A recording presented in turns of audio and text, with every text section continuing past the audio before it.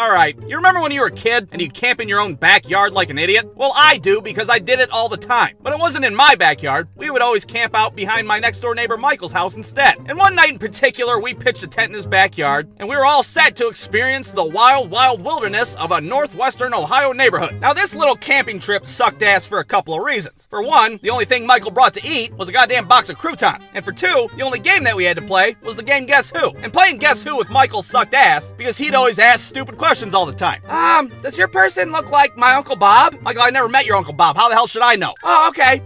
Is your person Jewish? So after a few hours of eating croutons and me absolutely destroying Michael at Guess Who, we go to sleep. But we don't sleep for long because all of a sudden, something starts rummaging outside in Michael's backyard. Now, us being dumbass, vulnerable children, we were a little apprehensive. Michael, go out there and see if there's like a kidnapper out there trying to have their way with us. Why do I have to do it? Because nobody's gonna be able to tolerate your ass long enough to kidnap you in the first place, that's why. Oh, okay, good point. Now, chances were that at some point somebody would kick you off the trampoline, but if you touch that ground, you are out. You're done playing dropkick for that round. Michael, you're on the ground, you're out. No, I'm not, I'm in, I can still play. Michael, your leg is broken in half, dude. Sit this one out, you lost.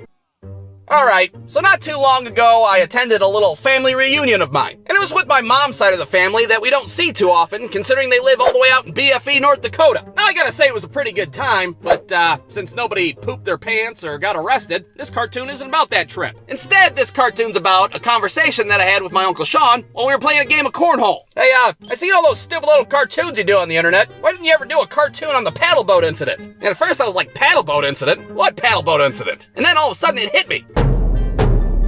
Oh my god, the goddamn paddleboat incident! How could I forget? Now, at the time, I didn't think I had any repressed memories, which I guess is what everybody thinks at first because, well, they're fucking repressed memories. You're not supposed to remember them. But as soon as my Uncle Sean muttered those words, paddleboats incident.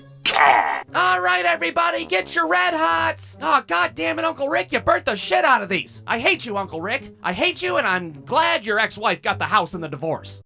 Alright, we all had that friend growing up that had all the cool toys that you never had. You get all jealous like, oh, cool, look, he's got a Nintendo 64 and I'm over here with 3 Lincoln Logs. Cool. And that kid to me was my friend David. He had pretty much everything he wanted as a kid. For example, David had a bunk bed in his room. But David was an only child, so what the hell does he need a bunk bed for? I didn't know all your stuffed animals needed a place to sleep. God forbid. He had all the cool stuff. He could top whatever you had by far. So what do you think of my channel? It's really not that bad if you close your eyes and try to think of something else. Alright, now I think it's safe to say that most of us were guilty of playing hooky at some point when we were kids. And for all you youngins out there, playing hooky is where you skip school and you stay at home. I know it sounds like some old-fashioned phrase that your drunk Uncle Rick would say. What are you, playing hooky from school today? Nobody knows what the hell you're talking about, Uncle Rick. No wonder why you haven't felt the touch of a woman since the 1980s. But I have to admit, playing hooky was a nice little break from school. And you needed that sometimes because it's hard when you're a kid. You wake up at the ass crack of dawn, you're all stressed out right from the get-go. Hell, I got a math test today. It's on that order of operations crap that I haven't been paying attention to all week. Please excuse my dear Aunt Sally and shit. Out of hell with that, I'm not going to school today. I'm gonna pretend that I'm sick, goddammit. Now you gotta try to figure out a way to give yourself an artificial fever. So you go and rest your fucking forehead on a light bright, try to raise your body temperature up to a solid 101, 102. Now I don't know whose brilliant idea it was to make square dancing part of the curriculum, but if I had to guess, it would be the devil himself. Make the children awkwardly hold hands and dance the hillbilly music, damn it. This video is brought to you by my comic books. Go to Amazon.com.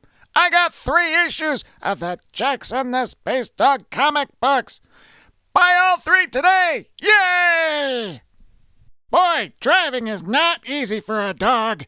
I can barely see over the dashboard.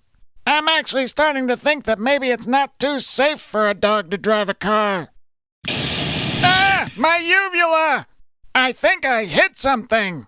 Oh no, are you all right? Hey, remember when I specifically told you not to kill me? Actually, we just met now. Oh wait, you were being sarcastic, right? I think you need a doctor. Please do not send me to the hospital. Are you sure? You don't look so good. I really don't see what the big deal is. Okay, but I feel bad. It's not every day that I almost kill someone. I do that, minus the driving part. Wait, what? Yeah, that's the point of my job after all. You work for the NRA? Let's go drive over there.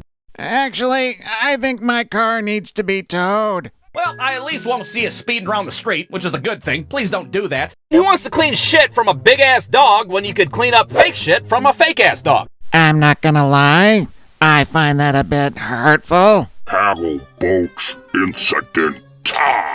I immediately time-traveled back 20 years ago to the first time we had one of these little family reunions. So there I am, 11 years old, at a cabin in North Dakota, and I'm meeting my mom's side of the family for the first time, which of course means I'm meeting my Uncle Sean for the first time. And what better way to bond with your little nephew than offering to go out on a little paddle boat ride? Hey, you want to go on this tiny little boat in the middle of a pond? No, not really. Perfect, let's go! So we pull this old-ass paddle boat out onto the shore, and right before we get on the water, my grandpa's like, hey, Sean, be careful with that paddle boat. There's a loose bearing on there somewhere, and we're having some problems with it. And my Uncle Sean said, nothing, because he didn't care.